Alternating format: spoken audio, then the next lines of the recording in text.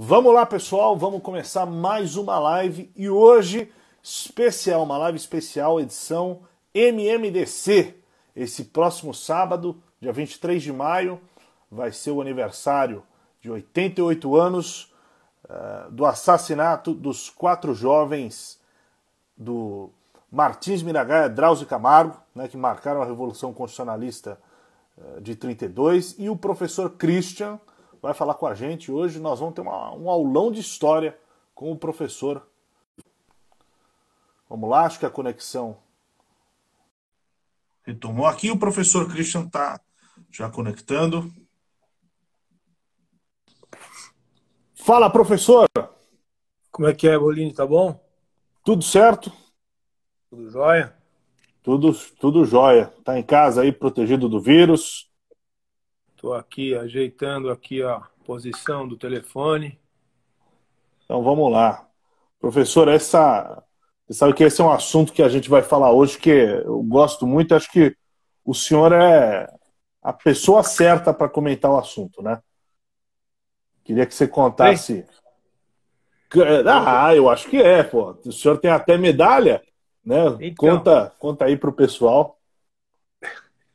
não, é que eu ganhei, na verdade, na campanha de 2018, nessa época aqui, né? Foi nessa época. Não, o senhor foi no 9 de julho. É, é, foi no 9 de julho, então foi um pouco É, depois. Então foi em 2017, eu acho que eu fiz. Foi 2017.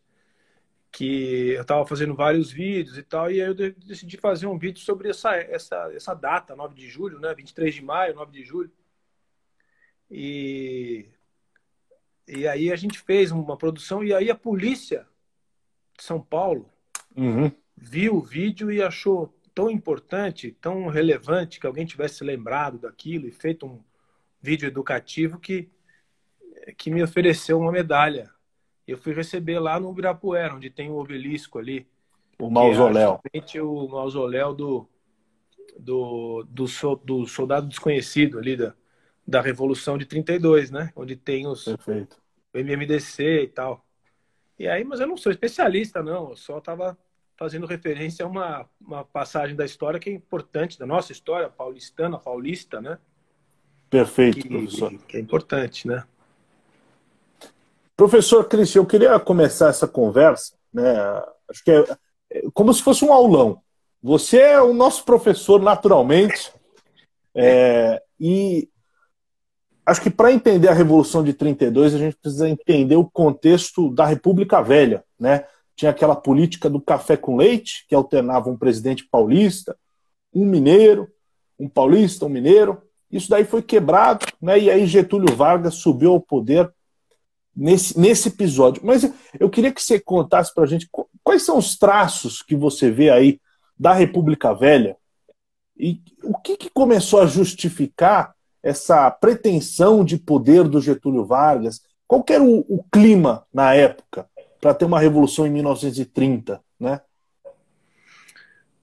Bom, vou tentar fazer um comentário bem coloquial e bem superficial, assim, sempre no geral, né?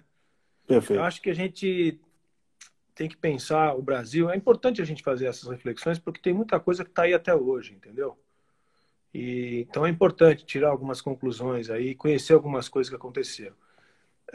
O Brasil teve um movimento republicano em 1889, na verdade, que era o esgotamento de um processo já bem, bem atrasado que o Brasil se encontrava, né? Para ter uma ideia, o Brasil foi o penúltimo país do mundo a liberar os escravos, né? A escravidão acabou em 88, o regime imperial acaba em 89, não é coincidência. E também já havia uma presença militar, e eu faço referência a isso porque nós vamos voltar para 1930 para entender isso, em função da Guerra do Paraguai. A Guerra do Paraguai ampliou, suspendeu a importância da classe militar, e a classe militar resolveu fazer uma aliança com aquela economia, aquela oligarquia cafeeira e oligarquia agrícola brasileira, para não só para dar os primeiros passos republicanos e sair um pouco do passado imperial. Foi uma revolução que não foi de revolução, não foi nada. Aliás, o Brasil nunca teve uma revolução, né? A gente já conversou sobre isso, assim como não vai ter revolução de 30. As revoluções no Brasil são momentos de ruptura e de cooptação de forças, onde forças políticas de influência da sociedade passam de um lado para o outro. No Brasil são sempre as elites, algumas elites que são elas, nesse caso do movimento republicano, a elite agrária contra, junto com a militar, contra a monarquista. Para dizer que o povo, as bases populares, nunca fizeram muito parte desse processo. E também não vão fazer em 1930. E também não vão fazer em 1946. Então, a participação das pessoas, do cidadão, das massas, dos grupos organizados é muito, muito longe ainda. Vai acontecer só no final dos anos 80 que começa esse processo. Perfeito. Mas, os 80 do século XX. Mas voltando à sua pergunta, sem me estender demais. O que se estabeleceu no Brasil foi uma nova estrutura republicana, onde quem mandava eram a oligarquia paulista e mineira, as oligarquias dos coronéis, que estavam já se desenvolvendo, ocupando os espaços políticos desde o Império do ambiente imperial. E assim foi vindo. Uma Constituição de 1891, quando houve também uma ruptura entre os militares, e o Floriano Peixoto consegue estabelecer uma Constituição que vai ser a Constituição que vai reinar até 1934. Portanto, tem relação muito com essa chegada. Ela vai estabelecer essas oligarquias regionais e descentralizar, de certa forma, o poder no Brasil. Não pode esquecer que a capital era no Rio de Janeiro. E aí vai vindo esse modelo de uma sociedade agrária, cuja industrialização só vai começar mesmo no finalzinho dos anos 20 mesmo. A indústria que existia era muito incipiente, não tinha nenhuma relevância. E o Brasil era uma grande fazenda de café. Quando tem a crise de 29, que derruba os preços do café a preços irrisórios, a crise se estabelece junto com uma crise política de estabilidade em função de de um estado de sítio que se estabelecia no regime anterior, de Arthur Bernardes, em função de rebeliões que vinham vindo, inclusive de militares, né?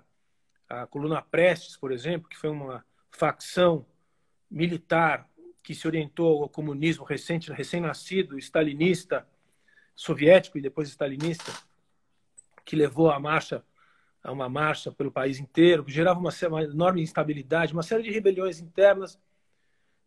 As ideologias polarizadas chegavam ao Brasil, tanto o fascismo italiano, o anarquismo também italiano, também teve influência. Aliás, em São professor, Paulo. essa foi uma época, né, do crash do crash de 29 da Bolsa Americana, que essas ideologias começaram a ganhar muita força, né, de Sem dúvida. escantear o capitalismo liberal e começar a propor novas vertentes do Estado como o grande promotor da sociedade, né? No mundo, isso aconteceu, inclusive nos Estados Unidos. Perfeito. Mas pega um país como o Brasil, que era um país agrário, com oligarquias tradicionais, conservadoras, um país que até hoje é muito difícil de realizar grandes transformações, é tudo muito lento, tudo muito negociado e cooptado entre as forças. Imagina, naquela época, o Brasil, o primeiro censo que o Brasil fez em 1870, ele tinha 10 milhões de habitantes. Em 1900, ele tinha 17 milhões. Era uma enormidade, um continente com pouca gente. Tudo concentrado no Rio, São Paulo, um pouquinho em Minas, tal. Uma coisa muito, muito pequena. E a maior parte da população ausente, de ex-escravos e de mestiços, né? Então, uma elite de origem portuguesa e alguns imigrantes ali do café, principalmente em São Paulo. Sempre uma elite muito associada ao Estado, né? O estamento burocrático, né? E é isso que eu ia falar agora, exatamente. A nossa orientação de desenvolvimento sempre foi a política para o café, que era uma política de Estado, né? Perfeito. E o que aconteceu foi isso. Esse esgotamento do nosso regime já vinha dessa sequência entre mineiros e paulistas e tal, no comando, muitas insatisfações no Rio Grande do Sul e também com a chegada das ideologias, na influência do mundo das ideias, Semana de 22 em São Paulo foi importante. Muita gente fala isso, a gente aprende na escola. Mas que é a importância que tem uma semana de arte? É todo o mundo das ideias que chegava, né? Que São Paulo teve o pioneirismo de fazer uma semana de arte moderna e trazer um monte de várias ideias diferentes da Europa, principalmente. De maneira que, aliás, professor, fazendo um paralelo, né? Na década, comecinho da 1919, 20, a gente teve a gripe espanhola, né? E teve muito também a questão da quarentena e do isolamento social. E o pessoal coloca, poxa, se não foi esse um momento de renascimento, que o pessoal se voltou à leitura, ao conhecimento, e em 22 foi justamente floreando esse conhecimento que estava sendo gerido, né, fazendo um paralelo aí a 100 anos. Acho que faz sentido, acho que faz todo sentido. Aliás, vai fazer 100 anos em 22. Exato. Vai ter muita coisa interessante para se pensar sobre a semana de 22, né? O Mário de Andrade, o Sol de Andrade e tal. Mas, assim, só para a gente trazer alguns fatos interessantes para mostrar que o Brasil é um país que estava no comecinho do seu desenho institucional. Ele era fruto de oligarquias agrícolas que tomavam conta do poder. E havia insatisfação entre castas militares. O movimento tenentista é muito importante para a gente entender isso. Em 1922, Forte de Copacabana, são insurgentes contra essa oligarquia que já se manifestavam nessa época, que vão ser muitos deles aliados do Getúlio, quando vem aquela de Nova York, vem a crise do café, e vem uma resistência contra a posse de mais um paulista, saiu Washington Luiz, entraria Júlio Prestes, ia ser mais a manutenção desse regime oligárquico paulista, vem uma resistência nacional, que é uma aliança muito conhecida, muito clássica na história brasileira, que é do Sul com o Nordeste, que a gente vai ver, curiosamente, até hoje, nas grandes votações do Congresso, quando se trata de redistribuir poder e influência nas regiões, imediatamente o Sul vota junto com o Nordeste. É muito curioso. Isso não é curioso, é a história do Brasil. Aliás, professor, eu queria entrar nessa questão específica, né? Você tem o Rio Grande do Sul se alinhando com a Paraíba, né? Com a chapa que se formou, que foi Getúlio Vargas e João Pessoa vice, né? Contrapondo Júlio Prestes aqui. Washington Luiz quebrou o pacto com Minas, né? E apontou de novo um paulista, que seria o seu sucessor, Júlio Prestes. E você tem eleição, Júlio Prestes ganha. Parece, né? Você tem muitas alegações de que foi uma eleição com fraudes, foi uma eleição questionável, mas foi a eleição que teve, né? Independente disso, tá lá o resultado. Enfim, e o clima começou a ficar instável, né? Isso. E nesse momento você tem o assassinato do João Pessoa, né, por opositores políticos lá na Paraíba, e é nesse momento que parece que o país pegou fogo, né? Getúlio Vargas sai do Rio Grande do Sul em marcha ao Rio de Janeiro, estaciona as tropas na fronteira do Rio e dá um golpe militar, né, tirando o Washington Luiz do Palácio do Catete. Exato, você descreveu tudo certinho. Uma coisa fundamental nesse jogo é que ele coopta Minas, né? Ele quebra essa aliança tradicional aí, coopta Minas e marcha para o Rio de Janeiro. E essa aliança com João Pessoa é fundamental também, porque o que aconteceu com João Pessoa é uma coisa meio regional, meio romântica ali, mas foi um estupim. Foi uma maneira de garantir momento para o movimento do Sul. Né? Perfeito. E, professor, aí eu ia te perguntar, nesse momento que Getúlio Vargas toma o poder, quais são as grandes transformações? O que Getúlio faz em 1930 para dar essa virada, essa guinada em relação à política da República Velha, que até então vinha seguindo um certo padrão? Quais são as transformações que Getúlio traz nesse primeiro momento? Então, primeiro que ele assume um chamado governo provisório. Esse governo provisório vai ser o governo do Brasil até 1934, quando virá uma Constituição, também resultante dessa resistência paulista em 32, que nós vamos falar.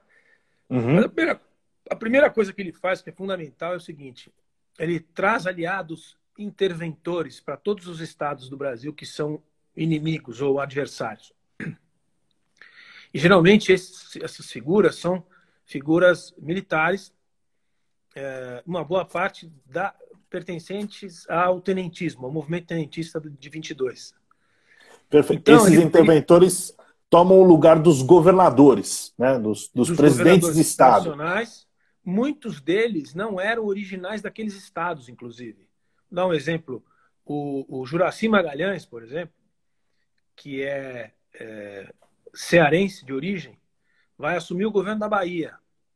E toda a dinastia Juracy, né? Por exemplo, o Jutaí Magalhães, que está aí até hoje, são de origem cearense, mas vão seguir a carreira na Bahia. E vai acontecer vários casos desse tipo. Ele vai trazer figuras dos militares da sua confiança, que vêm de estados de fora, muitas vezes, para praticamente definir um outro tipo de política, romper com aquelas alianças oligárquicas que dominaram o Brasil desde 1889. Perfeito. E, na verdade, 91. E aí, o que ele faz? Ele faz essa intervenção. Depois ele entra com... A gente conversava antes sobre o mundo das ideias, né? É o momento em que essas ideias de Estado tutelador, Estado dominante, fosse no movimento fascista, fosse no nazista, que viria logo depois, a própria República de Weimar, que se estabelece em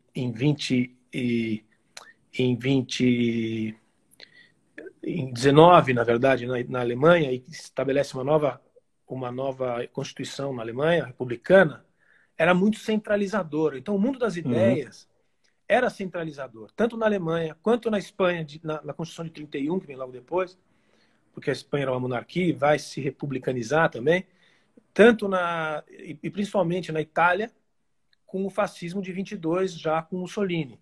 Então, como as constituições brasileiras eram todas, ou os modelos de Estado, foram sempre todos meio importados de constituições de outros países, sei lá, de 1891, a nossa Constituição foi meio aplicada na Constituição americana, até chamar o Brasil de Estados Unidos do Brasil, né?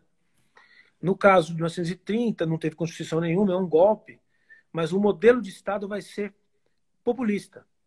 Ele vai fazer intervenções com representação nos estados da federação e vai trazer uma política de industrialização, de organização sindical, patronal e trabalhadores de modelo de orientação meio parecido com o que era na Itália, né? Perfeito.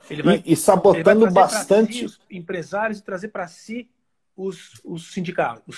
Perfeito. Era isso que eu ia falar, né, professor? A característica do governo populista é sabotar as instituições que fazem o intermédio das pessoas com o poder e fazer a conexão direta, né? O político com o povo. Jogar as regras do jogo para fora, né? Uma outra definição, sem querer interromper, já interrompendo, uma outra definição de populismo que é simples, é o seguinte: é um regime que satisfaz as duas pontas da cadeia da sociedade, os mais ricos e os mais pobres. E os do meio você abandona. Então, é o que ele vai trazer. Não existia isso no Brasil. O Brasil era um país onde uma elite agrária tratava o povo como se fosse praticamente uma escravatura pós-moderna naquela época. Quando chega o Getúlio, ele vai fazer de um jeito como se ele fosse o pai dos pobres, né? Ele vai tratar do povo. Perfeito, é o bom velhinho. E vai se aliar a grandes grupos industriais nascentes. Então, o governo Getúlio vai se aproximar de alguns empresários, vai se aproximar e vai organizar a representação empresarial e também a dos trabalhadores. O Estado, e isso é uma herança que nós temos até hoje no nosso modelo de país. Eu ia perguntar isso, professor, se o que a gente vê hoje o peso dos sindicatos, tanto patronais quanto de trabalhadores, nasce aí, né? Justamente esse é o momento que você traça uma nova estrutura de Estado e ela é difícil de se livrar, né? Porque ela é marcante, ela é o nosso DNA de país. O varguismo, que é muito mais do que isso, mas o varguismo, as instituições varguistas, o Fernando Henrique, quando foi eleito, ele disse que a missão dele era enterrar o varguismo, né? do país. Ele tentou e conseguiu algumas coisas, mas até hoje ele está vivo, o varguismo está vivo, porque o Lula e a Dilma não fizeram nada para destruir o varguismo, pelo contrário. Então, o varguismo como o Estado tutelador, o Estado dominante, o populismo o domínio da informação e da comunicação, a polícia de Estado, que não foi, na democracia não foi tão violenta, mas no meio período varguista, que é dividido em várias partes, mas de 30 a 34 você vai ter esse governo provisório, que não tem Assembleia Geral, não tem Assembleia Constituinte, não tem Congresso, não tem Assembleia Perfeito. Estadual, não tem vereança, é tudo por intervenção, uma administração por intervenção. Tanto é que em 1932 São Paulo fala não, aqui em São Paulo não. Isso, professor, eu queria chegar aí. O que levou à insatisfação?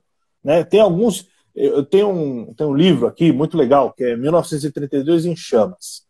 São Paulo em Chamas. Ele conta alguns episódios. Então, ele comenta que Oswald de Aranha veio uma visita aqui em São Paulo, que era um movimento de intervenção do governo federal no secretariado paulista. Né? Isso foi meio que o basta.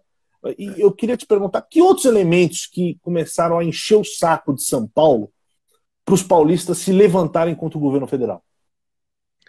Olha, eu acho que essa é uma coisa que, inclusive, vale até hoje. Como São Paulo era o estado mais sofisticado do país, estava já entrando num processo de industrialização, já tinha uma sociedade urbana burguesa mais sofisticada, tinha jornais, uma mídia já pujante, né?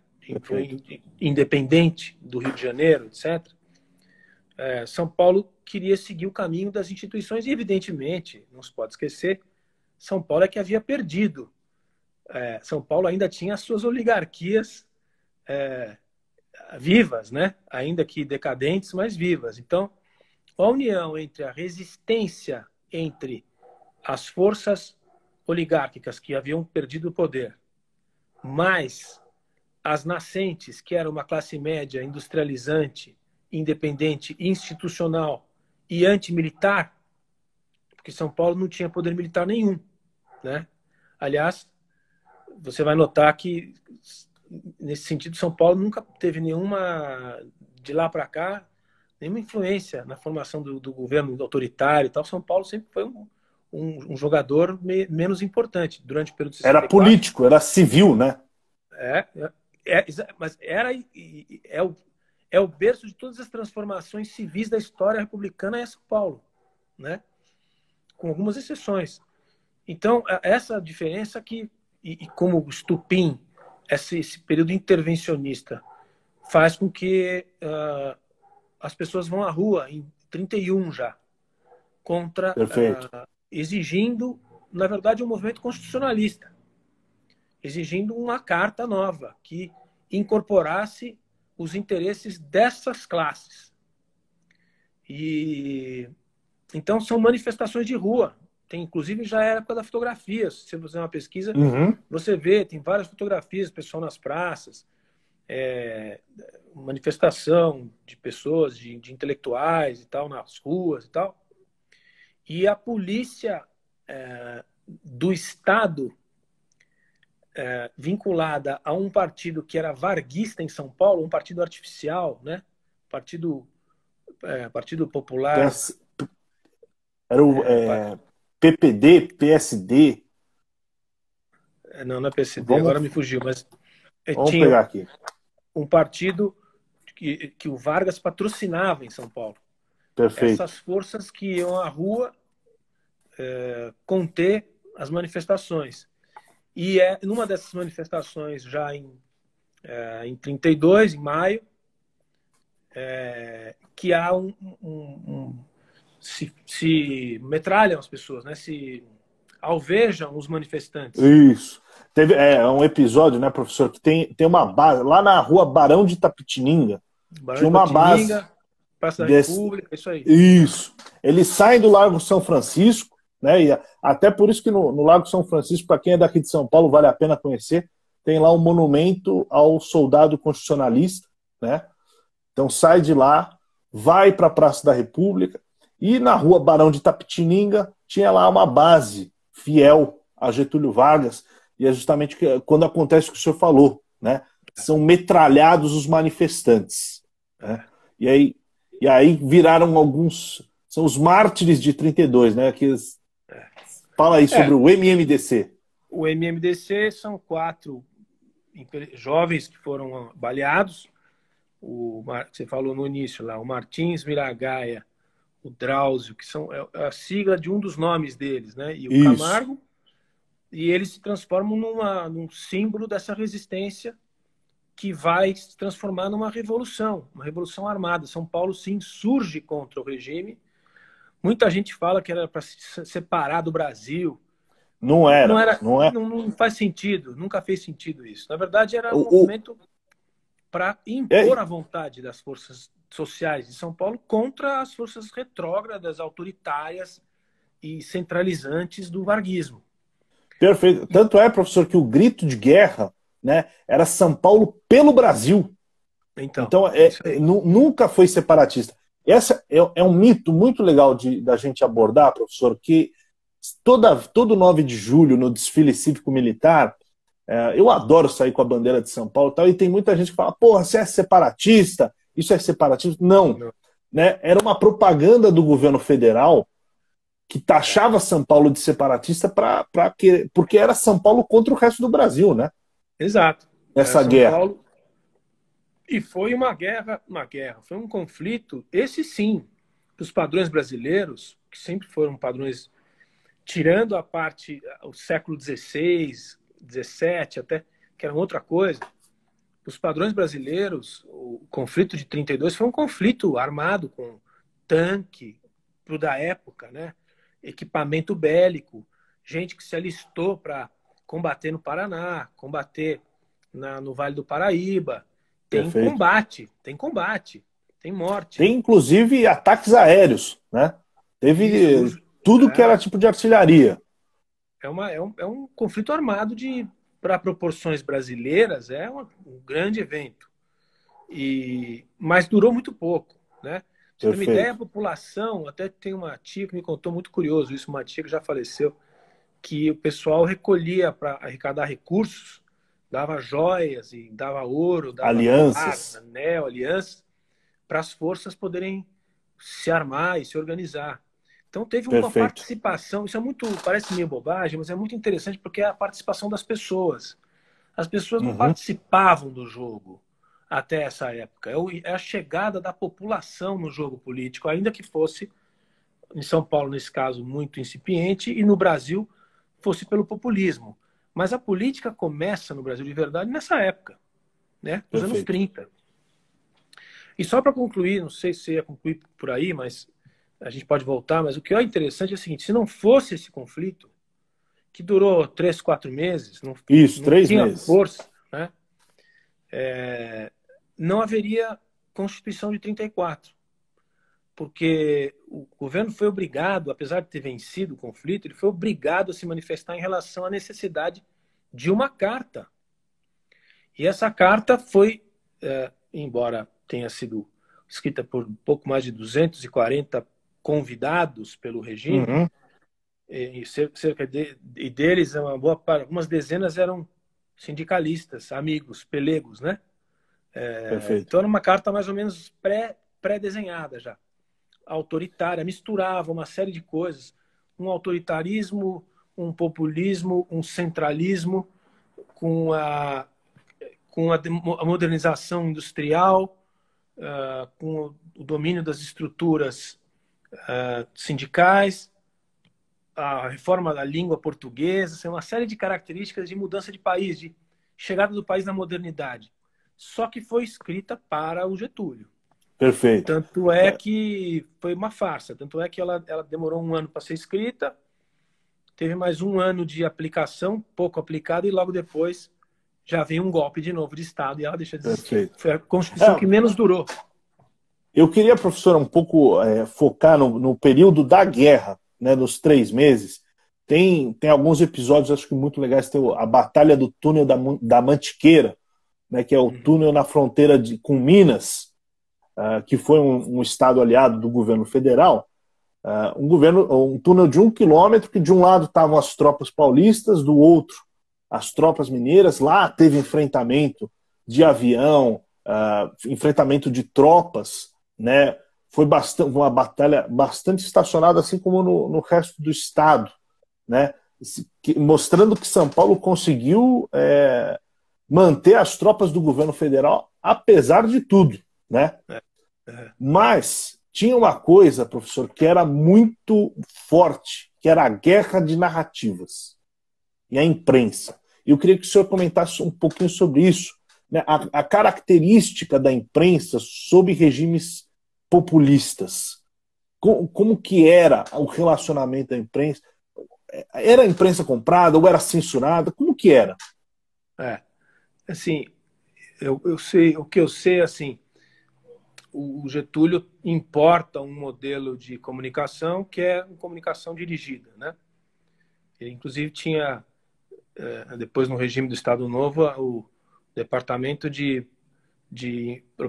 DIP, de Informação e Propaganda, que seria depois o Perfeito. SNI, o controle da informação e da divulgação do Estado, das ações do Estado. Mas nessa fase de guerra, é o que se aprendeu um pouco na guerra, logo depois na Guerra Civil Espanhola, quer dizer, vários locais do mundo você vai ter conflitos em que a propaganda vai ter um efeito estrondoso. Então, você pega tudo importado, né? Modelos importados, o que Uhum. os nazistas vão fazer logo depois, o que os italianos faziam. Aliás, os italianos faziam com maestria porque o próprio Mussolini era um jornalista. Ele era editor de Perfeito. jornal, né? Do Avanti Populi, né? Do Avante, inclusive que ele era socialista no começo, depois ele se transformou, né? Exatamente. Mas então, o que era isso? Isso era assim, se você vê qualquer filme desses de guerra, da Segunda Guerra Mundial, você vê o que os alemães, os russos e os americanos faziam, era propaganda de todos os lados. É Perfeito. a promoção seus eventuais sucessos e um festival de mentiras sobre o outro lado. Promoção Então, do medo, né, professor? Os nazistas faziam muito isso, né? Passando ali pelas cidades russas, passavam caminhões de som,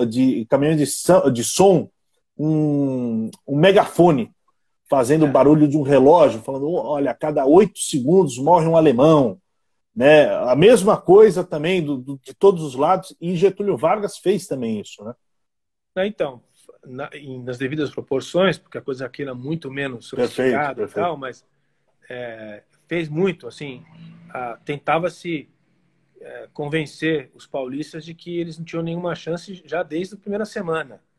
Uhum. E eu não sei, no caso da batalha aí da Mantiqueira, eu não sei se tem algum caso aí que você conhece, você deve ter lido, mas de uma forma geral, os jornais, o único jornal que resistia era o Estado de São Paulo. É muito curioso você ver a Perfeito. história do Estado de São Paulo. O Estado de São Paulo era um jornal republicano, sempre foi. Uhum. Republicano no sentido, ele era constitucionalista, né? Nessa fase. Perfeito. Eu fui perseguido, etc. Mas os outros do Rio de Janeiro faziam o oposto. E então a informação que o paulista tinha era a informação antivarguista. E a Perfeito. informação do resto do país era o oposto. Era uma coisa muito, se você for olhar as manchetes, os números de batalha, o resultado das batalhas, as Era tudo movimentações pró-governo militares, federal, né? era tudo ao contrário, né? Professor, interessante que nesse período também nascem algumas lideranças. Eu ia falar o senhor falou do episódio do túnel da Mantiqueira, né?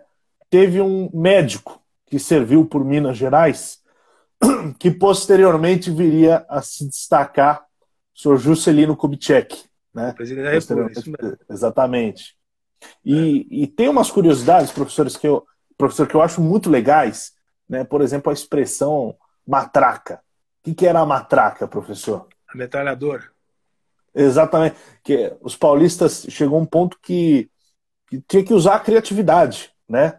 Tava faltando recurso para munição, para arma, e aí eles pegavam uma geringonça aí de madeira com metal que você girava uma manivela e ela batia a madeira no metal e fazia o barulho de tiro, né? E o outro Para achava que afugentar, era. para os outros acharem que era cobertura de metralhadora, tal. Então foi um conflito que usou muito a criatividade, né? Não, assim, se você vê as fotografias o estado dos beligerantes, né? Assim, era cavalo, certo? Era Uhum. carroça, era era com botina, é uma botina só para você fazer a guerra, assim, uma coisa capial, né? E Perfeito. embora São Paulo fosse mais rico, não tinha condição de enfrentar as forças do Brasil. Governo federal, Rio de Janeiro com orçamento federal, as forças estavam concentradas no Rio, não tinha como. A gauchada vindo de baixo. Curioso também é você ver a ascensão. Tem um livro maravilhoso do Fernando Moraes sobre o Chateaubriand, a ascensão do grupo do Chateaubriand, dos Diários Associados, né? Que ele Uhum. começa também na cobertura da guerra uma nova fase da construção do império de comunicação dele. A guerra tem essa característica, ela promove em todos os lugares, sempre na história dos tempos, Perfeito. algumas figuras que auxiliaram na guerra, sejam banqueiros, sejam grandes líderes da comunicação, seja industriais que se aproveitam do conflito e se transformam em expoentes, né? O Chateau também teve importância nesse período. O Matarazzo também teve. Uhum. Enfim, nomes importantes, não só da política, mas do Brasil, de uma forma geral, da comunicação, da indústria, vão aparecer nessa fase do conflito constitucionalista. Perfeito. Professor, aí, exatamente, depois de 3 meses, né, dia 2 de outubro, termina a guerra com uma rendição paulista. O senhor comentou, as condições eram muito precárias, mesmo assim o Estado resistiu, né, por 3 meses. Era São Paulo versus Rapa. E aí eu queria te perguntar, a gente teve uma derrota militar, mas o senhor acha que a gente teve uma vitória política? Olha, eu acho assim, eu estava te falando, não haveria Constituição de 34 se não tivesse a revolta de 32. Perfeito. Então, pode-se dizer que sim, de alguma maneira se provocou uma reação do Estado autoritário, de um Estado provisório, que ia permanecer para sempre, sei lá quanto tempo, por uma Constituição. Mas a Constituição ela foi só um capítulo à parte, porque logo em 37 vem o Estado Novo, que é uma ruptura Perfeito. mesmo. Então, assim, a Constituição de 34, vamos chamar de vitória? Pode ser. Mas o mais importante, eu acho o seguinte, a partir daí, se você for notar a posição que São Paulo tem no jogo político brasileiro, salvo algumas exceções, São Paulo está sempre menor.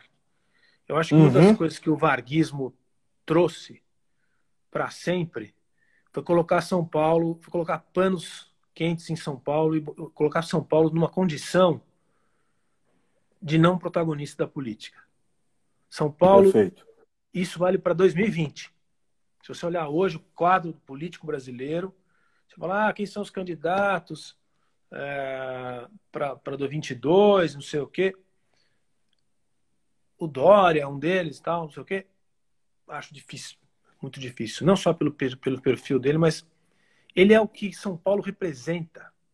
Se você frequenta Brasília, que é o que eu estou fazendo nos últimos 20 anos, você percebe, quando você desce do avião e você entra nos corredores de Brasília, você entra nos ambientes burocráticos, se você é um paulista desse, ou um paulistano como a gente aquele que Aham. tem uma velocidade um pouco mais lenta, quer um pouco mais de produtividade, quer um pouco mais de resposta rápida, você incomoda rapidamente. Perfeito. Isso nasceu dessa construção burocrática dos anos 30. E o varguismo, como foi muito poderoso, o varguismo começa em 30, termina em 45, ele ainda volta e fica mais... Ele vai governar quase 20 anos.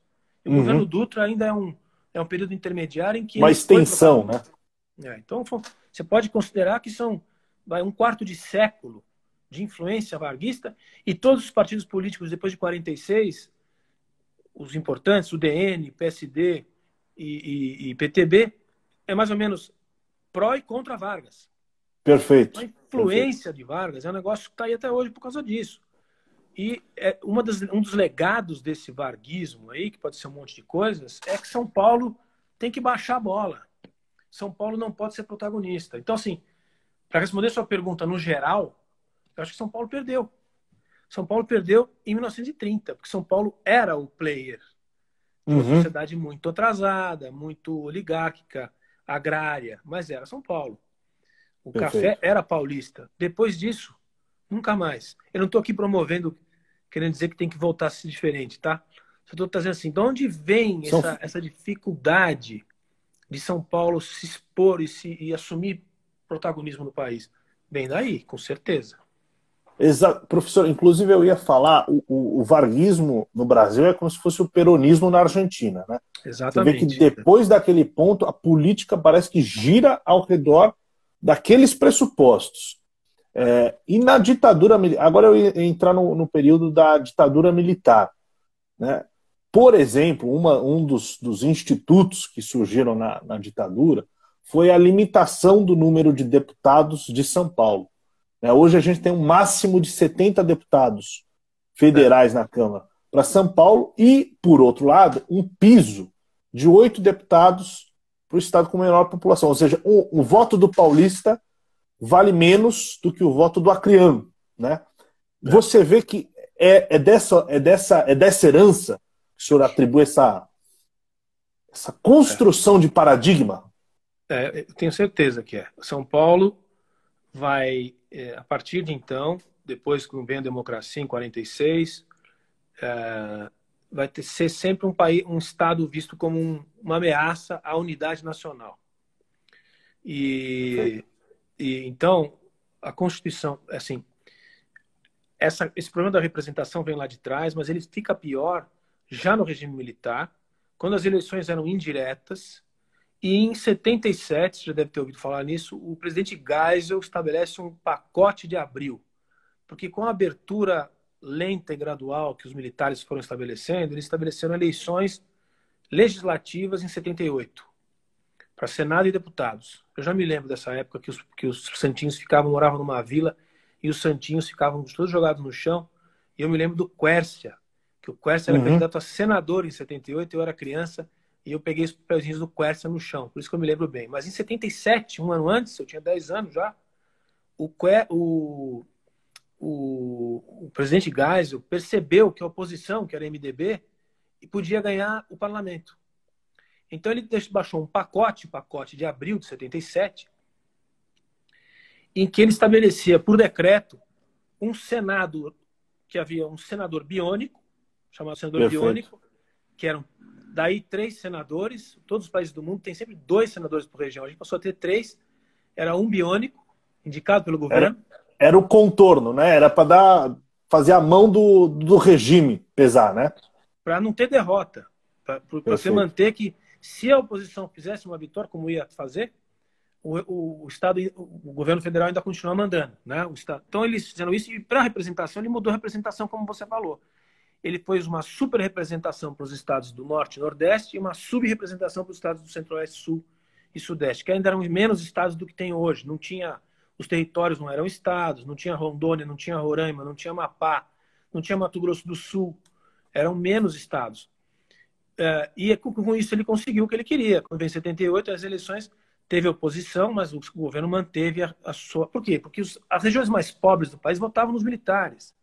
Como até hoje as regiões mais pobres votam no governo, né? Perfeito. Porque o governo é o indutor do desenvolvimento, ele é o assistencialista, que é o que a gente luta no nosso partido. Exatamente. E no Nordeste, especialmente, tem uma dependência muito grande de obras públicas, né, como geradoras de emprego. Então você tem de universidades federais. Por exemplo, o Estado de São Paulo tem 3 universidades melhores que são do Estado. As federais dos estados mais fortes são federais, o dinheiro vem de Brasília. Então, toda essa estrutura federativa, que é o grande desafio brasileiro. Pô, agora na pandemia, eu vou voltar na questão das cadeiras, mas na pandemia, qual é a discussão do Bolsonaro com os estados? Em 2020, na pandemia, qual é a instância que vai definir o jogo? Ela é centralizada ou é os estados? Ou é os municípios? Aí vai para o Supremo. O Estado pode fazer isso. Ainda estamos nessa. A gente não definiu as estruturas de poder, até quem manda até onde, né? Mas só para não perder o ponto, na Constituição de 88 teve a chance de aumentar a representação dos estados menos representados. Ninguém quer que São Paulo tenha um voto de acordo com a sua população. Você pega 46 milhões de brasileiros que estão em São Paulo, a gente vai ter 25% do Congresso, se for fazer. Então não é isso que a gente nunca pediu isso, mas é a redução das desigualdades, das diferenças, né? A coisa mais ponderada. mas não. Você pode observar as votações e os debates na Constituinte de 86 e 88, não teve nenhuma chance. Continua a super representação dos estados do Nordeste e Norte e a sub do Sudeste. Exatamente. É um problema Vai uma crônico, parcela, o orçamento acaba sendo dividido de forma muito, muito desigual, se for ver que um quarto da população está aqui, mas não vem um quarto do orçamento, né? Exato. Você tem tanto nas emendas parlamentares quanto em obras, né? Não, os últimos números que eu tenho, na campanha de 18, a gente estudou isso para poder se pronunciar. São Paulo arrecada 36% dos impostos federais, mas recebe de volta 24%. Então, perfeito. Esses 12 é dinheiro, riqueza produzida aqui, que é distribuída para o Brasil todo. Se fosse distribuída de uma maneira bem fiscalizada, etc., seria a manutenção do equilíbrio federativo. Mas não é assim que funciona. Quando a gente vê o que é a Sudene, o que é a Suframa, o Denox, são instituições que são verdadeiros ralos de dinheiro paulista, né? E é assim que é. Professor, já começando a finalizar o nosso papo, né, eu ia falar das lições que ficam de 32. A gente tem até hoje os nossos monumentos, aí o obelisco do Ibirapuera, em homenagem ao MMDC. Lá dentro você tem o mausoléu, né, do soldado constitucionalista, e no túmulo do soldado constitucionalista está lá o soldado deitado com o olho entreaberto, que a lenda é: o soldado constitucionalista nunca dorme de fato, porque está sempre vigilante, alerta pela Constituição, né? É isso aí. E aí eu queria uma reflexão sua. O que você acha que fica do espírito de 32 para a gente hoje, né? Questionar o quê? A gente tem... Qual é o espírito que vive de 32 ainda hoje? O que a gente tem que questionar no Brasil? Como se questionava em 32? Olha, eu acho assim...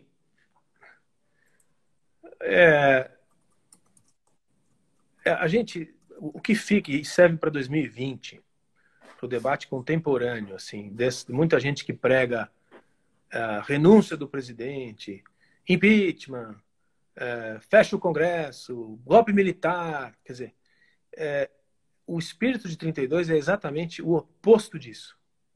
Perfeito. Que é o seguinte: ou a gente vai construir instituições calcadas nas regras do jogo, quer dizer, que vão estabelecer as regras do jogo. As instituições vão ser fruto da vontade e vão ser respeitadas pelo que está escrito, e não pela vontade de um líder demagógico ou de uma personalidade transformadora, que é o que o Brasil viveu desde sempre, um personalismo na política, muito mais do que um institucionalismo. Eu acho que a Revolução Constitucionalista ela era uma revolução, sem romantizar demais, pelas instituições. No fundo, lógico que tinham interesses políticos ali, mas no fundo o que se lutava era para se ter uma carta. Essa carta só veio a realmente nascer com um pouco mais de apoio popular, se a gente puder dizer assim, em 88. E, Perfeito. infelizmente, nasceu em 88. Porque se tivesse nascido em 1990, ela teria sido muito melhor do que ela é hoje, né? Porque hoje a nossa carta, que é a que a gente tem que respeitar, e eu estou falando isso porque tem gente promovendo o desrespeito da carta hoje, e não é isso que o espírito constitucionalista pregava, e que a gente, como partido também novo, prega, é na regra do jogo, amigão. Então, eu não posso perder a oportunidade de dizer o seguinte: o que a gente fala no Partido Novo, desde sempre, desde que a gente fundou o partido, é o seguinte: nós vamos jogar nas regras. E para mudar as regras, a gente tem que ocupar 100 cadeiras no Congresso Nacional, dentro das regras do jogo. Porque lá a gente vai conseguir mudar a Constituição. Com 100 representantes do Novo, a gente faz 350 votos na conversa política e acaba com o centrão. Entendeu? Perfeito. E assim, então, o que eu estou querendo dizer é: nós, do Partido Novo, temos o espírito da Revolução Constitucionalista. Nós somos todos brasileiros. Não tem só em São Paulo. O espírito institucional. Aqui, amigão, não importa quem é quem. ao nome do cara. Aqui, assim, as ideias que estão no nosso Perfeito. estatuto serão aplicadas. E o que estiver na Constituição é sagrado, né? Isso é na teoria, né? Porque, assim, a gente tem um Supremo hoje que é muito politizado, ele é legislador, ele é executor. A gente tem um executivo muito incapaz de conversar com o legislativo. A gente tem um legislativo com o centrão voltando a dominar. Mas isso são contingências da conjuntura. Na Uhum. essência, para responder sua pergunta, o espírito de 32 é o respeito às regras constitucionais. Há uma carta que defina o que pode e o que não pode dentro de uma sociedade, num país tão grande, tão diverso, tão complicado como é o Brasil. Perfeito. Professor, eu vou falar que concordo aqui com os comentários aqui da live, que até arrepia você, você fazer esse paralelo de 32 com a gente que está no novo, defendendo os ideais institucionais, né? E uma coisa que eu ia falar, você passou brevemente aí, a Constituição de 88, 2 anos depois, teria visto a queda do Muro de Berlim. O Exato. paradigma teria sido muito diferente, né? Os consensos sociais e políticos teriam sido muito diferentes. Para a gente que defende o liberalismo econômico, putz, é um pesadelo você pensar, né, que por 2 anos a gente tem um Estado muito mais interventor do que poderia ter sido, muito mais dirigista do que poderia ter sido. Mas é isso que você falou. A Carta Magna, se a gente, por discordar da Carta, vai desrespeitá-la, nunca que a Carta vai ser respeitada, né? É exatamente isso. O Brasil tem várias ironias na sua história, ironias trágicas. A morte de Tancredo, por exemplo, né? Depois de tanto trabalho que deu para constituir uma oposição articulada, trazer parte da situação para o lado, fazer uma transição negociada, em paz, dentro da ordem legal, Perfeito. indireta, o cara morre, né?